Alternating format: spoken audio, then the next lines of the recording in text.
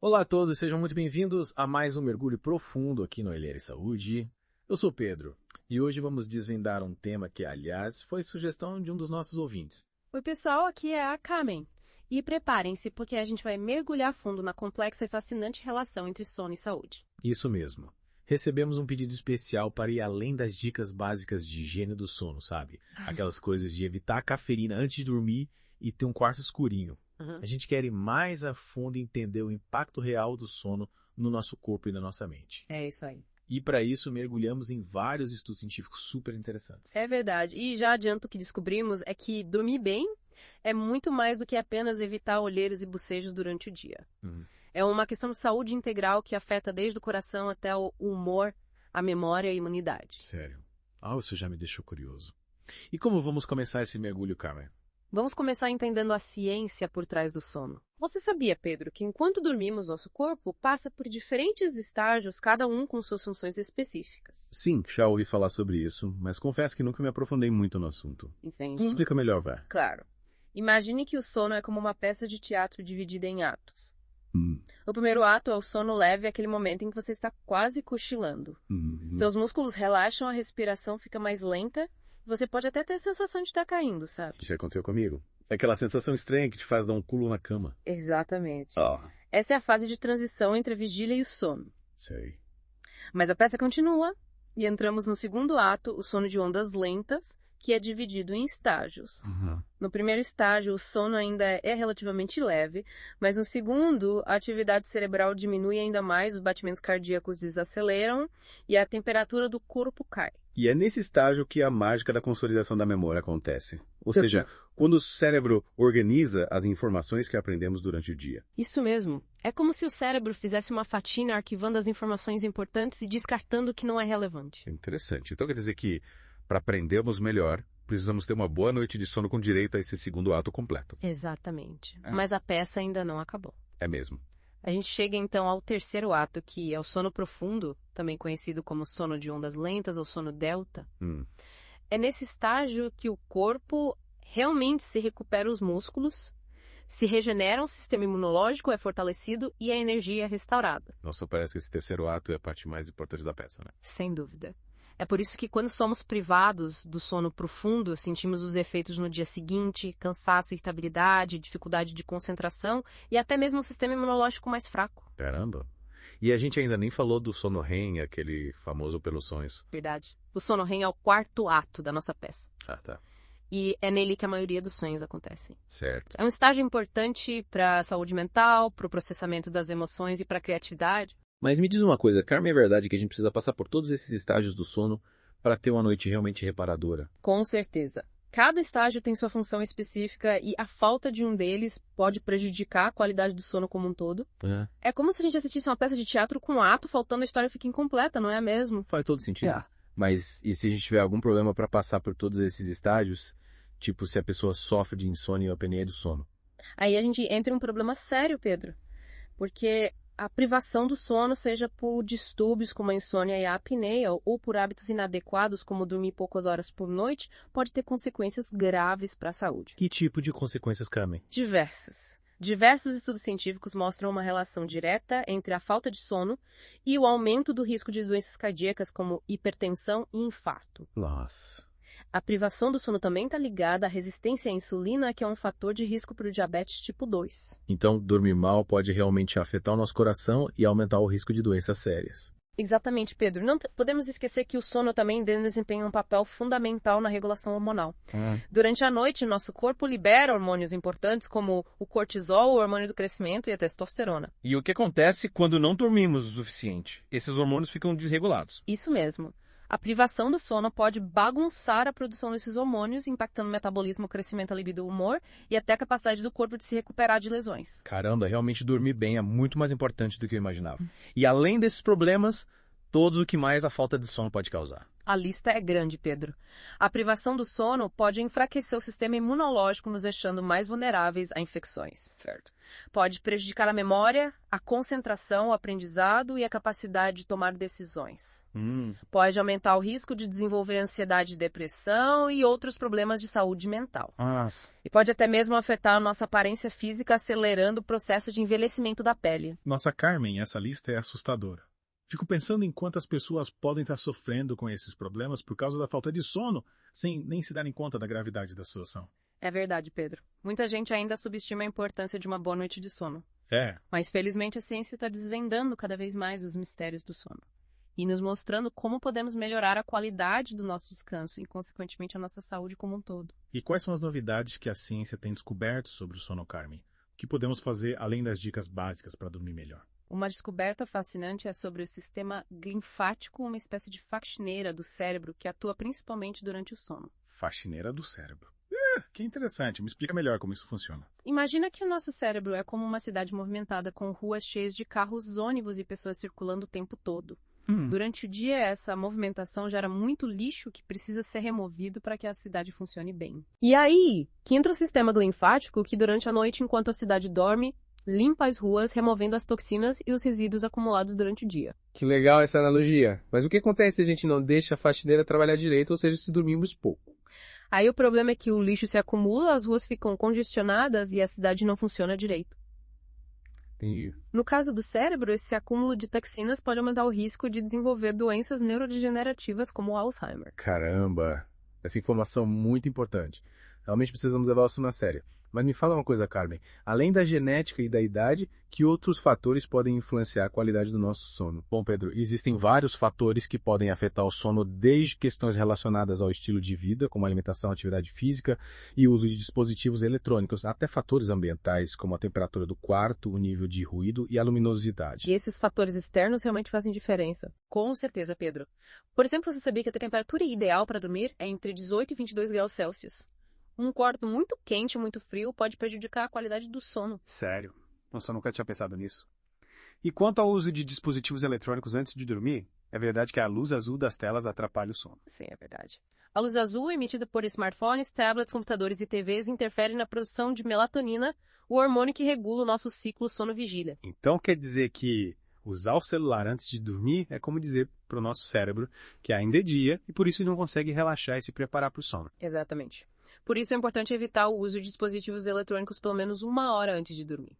E o que mais podemos fazer para ter uma boa noite de sono, além de evitar telas brilhantes antes de dormir e manter o quarto fresquinho? Bom, existem várias estratégias que podem ajudar, como criar uma rotina relaxante para a hora de dormir, praticar exercícios físicos regularmente, evitar o consumo de cafeína e álcool antes de dormir e ter uma alimentação saudável. Nossa, Carmen, são tantas dicas importantes. Mas antes de continuarmos esse mergulho profundo no mundo do sono, acho que seria legal darmos uma pausa para nossos ouvintes processarem todas essas informações, não é mesmo? Concordo, Pedro. A gente já abordou muita coisa importante sobre a ciência do sono e os impactos da privação do sono para a saúde. É verdade. Na próxima parte do programa, vamos falar sobre soluções práticas para melhorar a qualidade do sono, incluindo técnicas de relaxamento, dicas de alimentação e muito mais. Combinado. Então, queridos ouvintes, fiquem ligados que já voltamos para a segunda parte do nosso mergulho profundo no mundo do sono. E estamos de volta para a segunda parte do nosso mergulho profundo no mundo do sono aqui no Allied Saúde. Pedro, na primeira parte a gente desvendou a ciência por trás do sono, entendeu os diferentes estágios e como a privação do sono pode ter consequências sérias para a saúde. É isso aí, Carmen. Acho que nossos ouvintes já estão ansiosos por dicas práticas para dormir melhor, não é mesmo? Com certeza.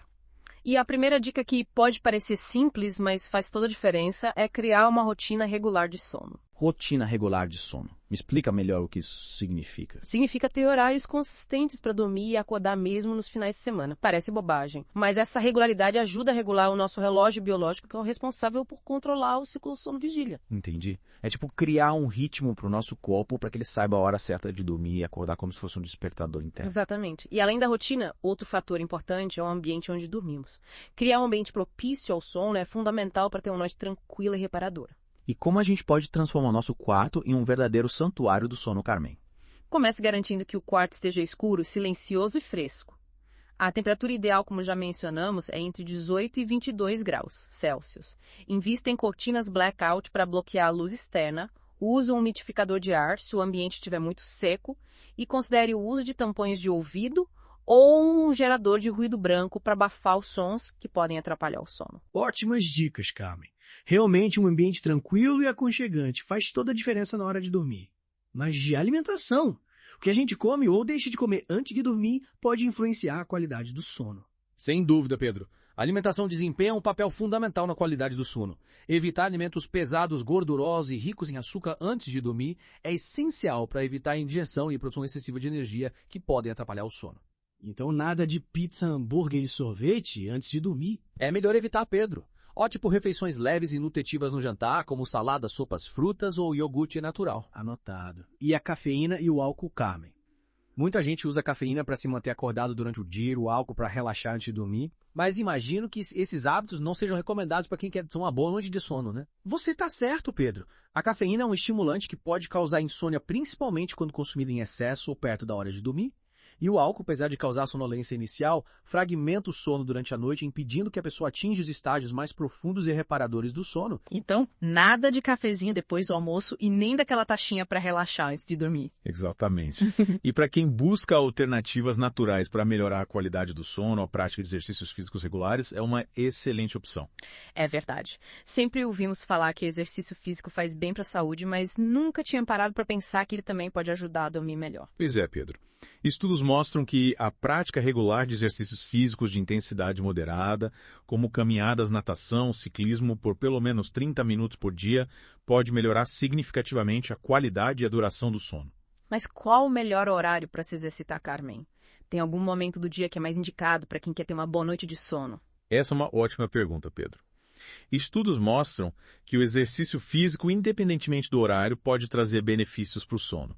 Mas é importante evitar exercícios muito intensos perto da hora de dormir, para que o corpo tenha tempo de relaxar antes de ir para a cama. Entendi. Então o ideal é se exercitar pela manhã ou à tarde e deixar a noite por atividades mais relaxantes como um bom banho quente ou a leitura de um livro. Exatamente. Criar uma rotina relaxante antes de dormir é fundamental para preparar o corpo e a mente para uma boa noite de sono. E que outras atividades relaxantes você recomendaria, Carmen? Existem várias opções, Pedro. Um bom banho quente, a leitura de um livro, ouvir música relaxante, praticar técnicas de respiração ou meditação, fazer um alongamento leve, ou simplesmente dedicar alguns minutos para relaxar e se desligar das preocupações do dia. Nossa, Carmen, são tantas dicas valiosas. Tô anotando tudo aqui para colocar em prática. Mas e para quem já segue todas as dicas e ainda assim tem dificuldade para dormir? O que você recomenda? Nesses casos, Pedro, é importante procurar ajuda profissional.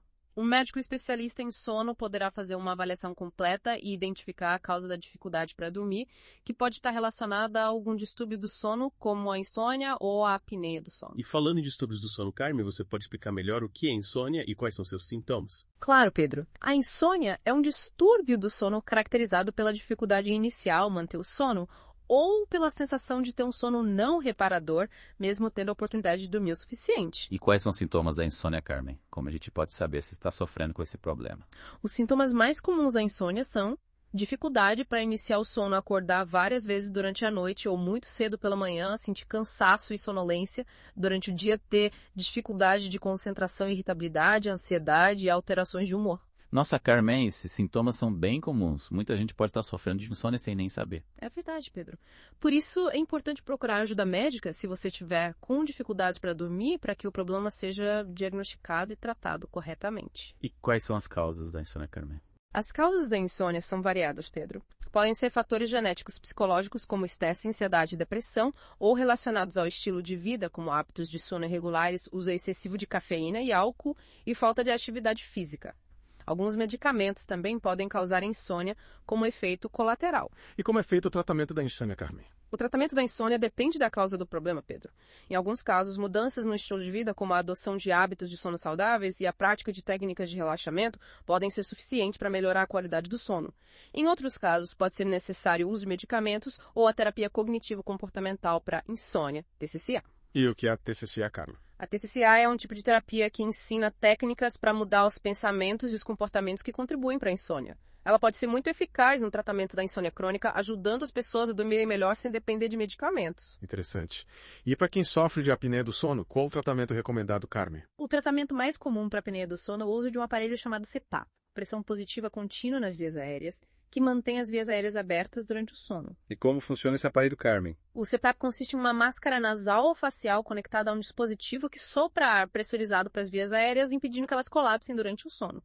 O uso do CPAP reduz o ronco, melhora a qualidade do sono, diminui a sonolência diurna e reduz o risco de complicações cardiovasculares. Esses aparelhos são realmente eficazes, Carmen. Mas e para quem não se adapta ao CPAP, existem outras opções de tratamento? Sim, Pedro. Em alguns casos, a cirurgia pode ser uma opção para corrigir problemas anatômicos que contribuem para a apneia do sono. Outra opção é o uso de dispositivos orais que reposicionam a mandíbula e a língua para manter as vias aéreas abertas durante o sono. Nossa, Carmen, quanta informação importante sobre os distúrbios do sono. Mas antes de passarmos para a próxima parte do programa, eu queria te perguntar sobre um tema que me deixou curioso. A variabilidade do sono.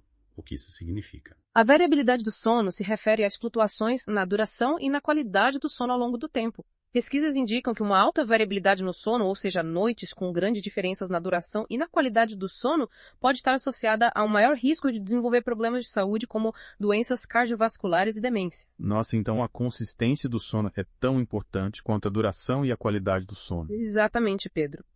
Manter uma rotina regular de sono com horários consistentes para dormir e acordar mesmo nos finais de semana pode ajudar a reduzir a variabilidade do sono e melhorar a saúde em geral. Carmen, essa conversa sobre a ciência do sono, os distúrbios do sono e a importância de uma boa noite de sono foi realmente esclarecedora. Mas acho que nossos ouvintes já devem estar curiosos para saber mais sobre as estratégias práticas para dormir melhor. Concordo, Pedro. Na próxima parte do programa, vamos mergulhar de cabeça nas dicas e técnicas para ter uma noite de sono tranquila e reparadora. Combinado. Então, queridos ouvintes, fiquem ligados que já voltamos para a terceira e última parte do nosso mergulho profundo no mundo do sono. E voltamos para a última parte do nosso mergulho profundo no mundo do sono, aqui no Aliare Saúde. Já exploramos bastante coisa. A ciência do sono, os diferentes estágios, os distúrbios mais comuns, o impacto na saúde física e mental, a influência da alimentação, do exercício físico e até da tecnologia. É verdade, Carmen. Abordamos muitos aspectos importantes para entendermos melhor a importância do sono para uma vida mais saudável e equilibrada. Mas agora, na reta final, queria focar naquela pergunta que nosso ouvinte enviou, lembra? Ele queria ir além das dicas básicas de higiene do sono. Sim, claro. E durante nossa conversa já exploramos várias dicas e estratégias para melhorar a qualidade do sono, indo além do básico. Mas que tal agora a gente se aprofundar em algumas técnicas específicas, como o mindfulness, por exemplo? Perfeito, Carmen. O mindfulness tem se tornado cada vez mais popular, mas muita gente ainda não sabe como ele pode ajudar a ter uma boa noite de sono. É verdade. O mindfulness, ou atenção plena, é uma prática que nos ensina a prestar atenção no momento presente, sem julgamentos, cultivando a consciência do corpo, da respiração e dos pensamentos. Estudos mostram que a prática regular de mindfulness pode reduzir o estresse e a ansiedade e a ruminação mental, que são fatores que frequentemente atrapalham o sono. Então, ao invés de ficarmos remoendo problemas do trabalho ou preocupações do dia a dia na hora de dormir, o mindfulness nos ajuda a acalmar a mente e a relaxar o corpo para ter uma noite de sono mais tranquila. Exatamente, Pedro. Uma técnica simples e eficaz de mindfulness para o sono é a meditação guiada. Existem diversos aplicativos e plataformas online que oferecem meditações guiadas para o sono com instruções simples e relaxantes para ajudar a acalmar a mente e o corpo. Interessante. E além da meditação guiada, existem outras técnicas de mindfulness que podem ajudar a dormir melhor. Sim. Outra técnica muito útil é a prática da respiração consciente. Antes de dormir, deite-se confortavelmente em sua cama, feche os olhos e concentre-se na sua respiração. Observe o movimento do ar entrando e saindo do seu corpo sem tentar controlá-lo. Se sua mente devagar, traga sua atenção de volta para a respiração.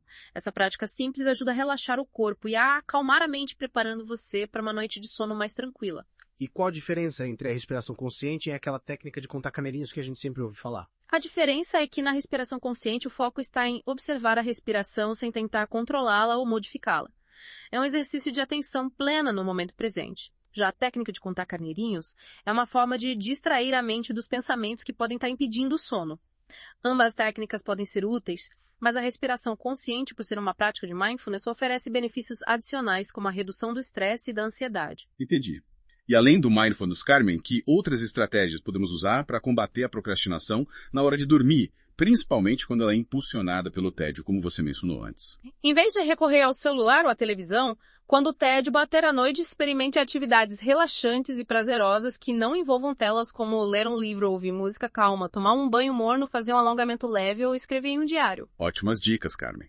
Acho que com todas essas informações e estratégias que compartilhamos hoje, nossos ouvintes já têm um arsenal poderoso para transformar suas noites de sono e ter uma vida mais saudável e equilibrada.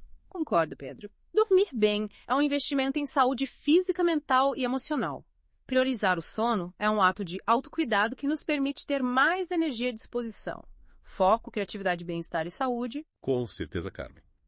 E para finalizar, queria relembrar a pergunta que deixamos no ar para nossos ouvintes. Quais fatores sociais ou culturais podem estar influenciando seus padrões de sono? Fica o convite para que cada um reflita sobre essa questão e busque entender como o ambiente ao seu redor pode estar impactando suas noites de sono. Ótima reflexão, Pedro. E para quem quiser se aprofundar ainda mais no assunto, deixaremos links para os estudos que mencionamos nas notas do episódio. Agradecemos a todos por mais esse mergulho profundo aqui no Alheia Saúde. Continue nos acompanhando e até a próxima. Até a próxima. Durmam bem e cuidem da saúde.